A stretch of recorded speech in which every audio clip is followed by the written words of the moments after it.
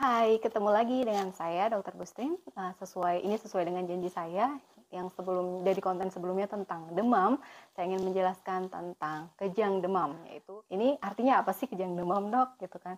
Kenapa kok bisa terjadi, mekanismenya gimana, dan gimana kita seharusnya mengatasi dari kejang demam ini di rumah sebelum kita bawa ke rumah sakit. Karena memang kalau udah ada kejang, itu sebaiknya segera dibawa ke rumah sakit untuk evaluasi lebih lanjut ya. Jangan sampai kejadian kejang ini berulang dan menimbulkan komplikasi yang tidak kita inginkan ya.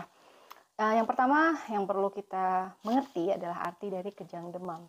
Namanya juga kejang demam. Ini pasti ada sebuah renjatan atau sebuah hal yang terjadi karena demam ya. Tidak ada penyebab lain, misalnya ada infeksi saluran saraf pusat, ada gangguan elektrolit, itu jelas bukan kejang demam, tapi kejang karena memang ada infeksi atau gangguan keseimbangan elektrolit.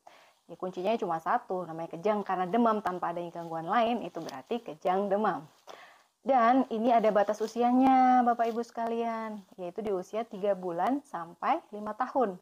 Dan kecenderungannya pada anak laki-laki.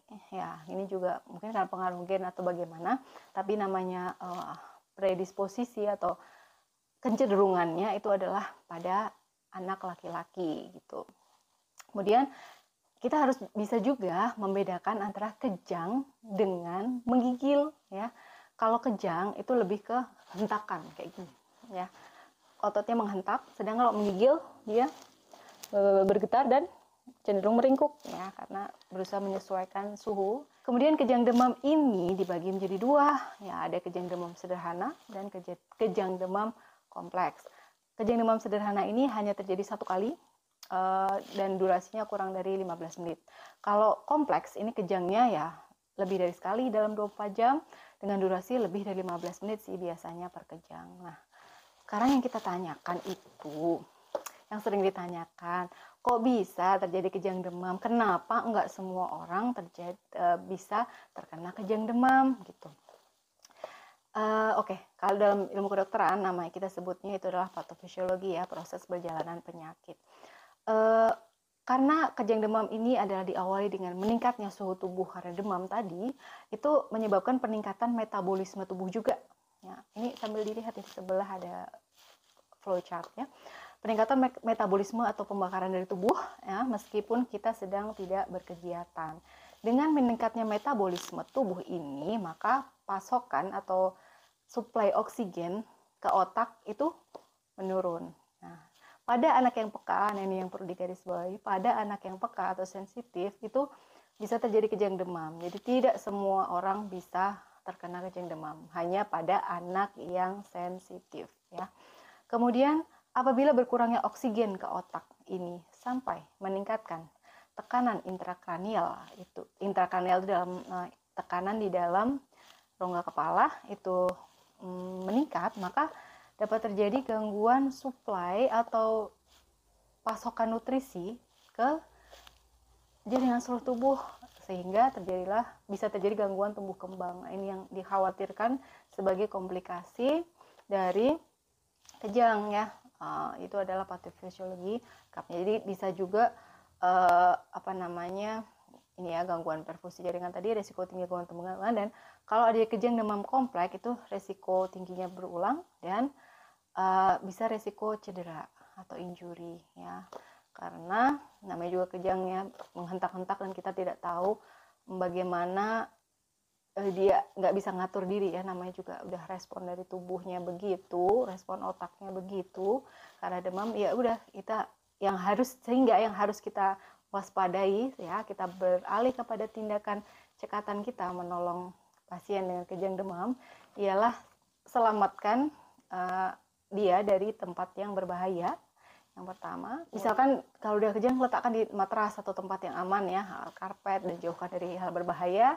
Kemudian miringkan badan dan kepala anak agar tidak terjadi aspirasi atau masuknya cairan ke paru-paru. Miringkan sehingga kalau ada muntahan atau air liur yang berlebih, dia akan mengalir keluar.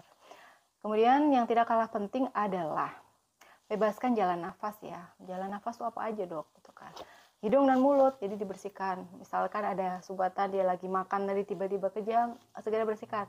Jangan sekali-kali memberikan obat atau apapun saja saat anak kejang, karena itu tidak akan bisa menolong ya, karena mulutnya tidak berespon dan malah bisa membahayakan jiwanya. Selanjutnya, monitor nadi di daerah sini. Kita monitor berapa sih nadinya per menit sambil menghitung durasi kejang, lamanya kejang. Apabila dia 1 menit 2 menit, oke lah, nggak masalah, tapi tetap diobservasi. Kalau memang dia lebih dari 10 menit, langsung bawa ke pusat layanan kesehatan ya, bisa ke dokter, ke puskesmas, ke klinik, kemanapun ya, ke rumah sakit, itu silahkan, karena harus segera diketahui apa penyebab dia kejang. Dan kalaupun memang dia kejang demam, itu juga harus observasi, bisa jadi ada kejang demam berikutnya yang mengarah ke kompleks, dan bisa diberikan obat-obatan penenang ya untuk anti kejang. Itu tidak bisa kita berikan di rumah ya, dia juga perlu oksigenasi dan sebagainya.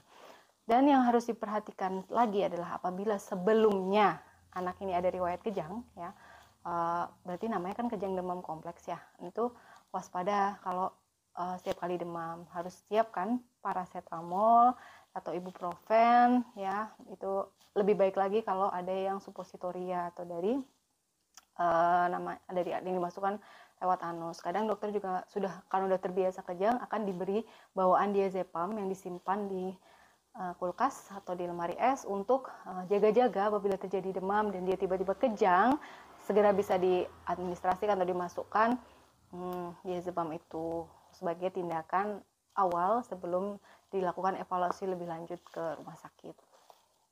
Oke, yang tidak kalah penting adalah memberikan kompres dingin, tapi jangan alkohol ya, karena alkohol bisa mempercepat evaporasi.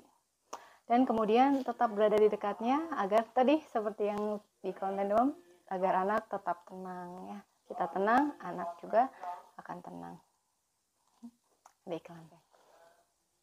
Apakah berbahaya? Ya, jika terjadi berulang kejang demam kompleks seperti yang sudah saya sampaikan sebelumnya di mekanisme tadi atau di patofisiologi, ada kemungkinan besar ada gangguan tumbuh kembang, jadi sayang banget ya, atau bisa juga terjadi resiko epilepsi di kemudian hari. Darurat, oke. Kapan orang anak ini apabila dia kejang itu harus dibawa ke instalasi gawat darurat? Tadi udah saya singgung sih sebenarnya. Yang pertama adalah apabila dia kejangnya durasinya lebih dari 10 menit. Jadi kalau udah 5 menit ini sebenarnya udah was-was, 5 menit langsung bawa ke rumah sakit. Tapi sebenarnya ditunggu dulu, tunggu sampai dia tenang, langsung bawa ya. Kalau dalam keadaan kejang kan bahaya juga kalau ditransfer atau dibawa ke dilakukan perjalanan, kan bahaya, kebentok-bentok di mana-mana. Jadi tetap tenang, kondisikan dia secure, baru dibawa ke rumah sakit. Nah, kemudian apabila terdapat gejala penyerta ya, seperti sesak nafas, kemudian leher kaku, muntah yang profuse atau terus-menerus dan tidak dapat dibangunkan, ini yang bahaya. Jadi itu tadi kapan harus kita perhatikan tentang kejang demam, dan itu pun sama sudah ada di buku saya yang ini.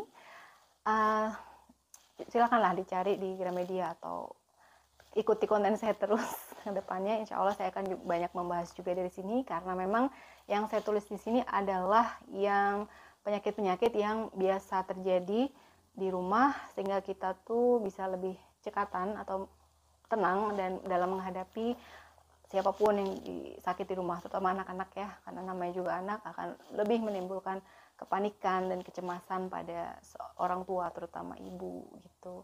Jadi semoga, saya harap apa yang saya sampaikan di sini, apa yang sudah saya tulis di sini juga dapat memberikan pencerahan, dapat menjadikan pegangan bagi kita semua. Apabila ada koreksi, apabila ada masukan, apabila saran dan tanggapan, silahkan di kolom komentar. Saya akhiri sekian, mohon maaf apabila ada kesalahan. Sampai jumpa di konten berikutnya. Bye.